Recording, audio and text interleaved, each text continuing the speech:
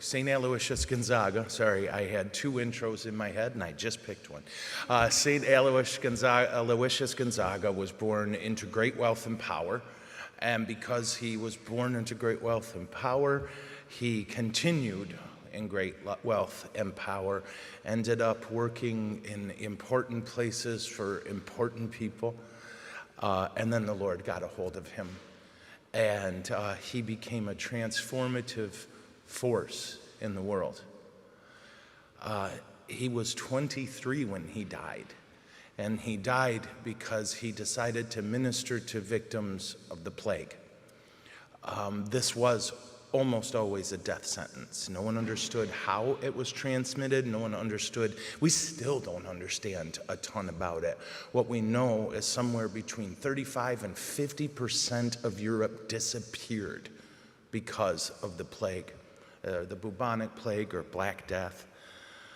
One of the things that I kind of wish people understood, because it's amazing, is just how many clergy, nuns, priests, bishops, deacons, walked into certain death in order to make sure people didn't die alone.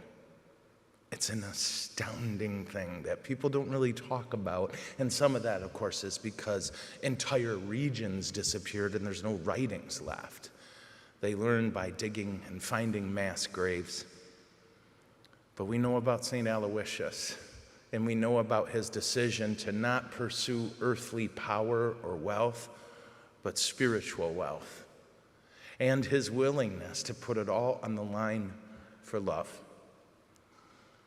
In our gospel, we hear, I do love Jesus silencing the Sadducees. I don't know why, it's just a great line. But the Sadducees and the Pharisees were religious people who did not agree with each other. They were the same religion, but they had polar opposite views of things.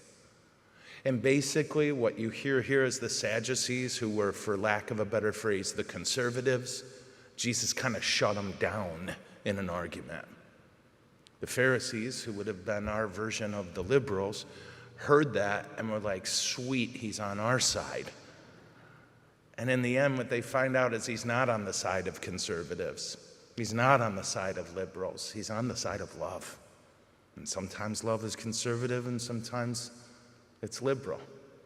But what it always is true. And it's always worship because it imitates God. So today we thank God for the love that compelled St. Aloysius Gonzaga to lay down his life. We thank God for the love that brought God from heaven to earth. And we thank him for the love which compels him to give us himself. If we spend the rest of our life doing nothing but thinking about and acting on love, we too will be saints. Amen? Amen. Okay.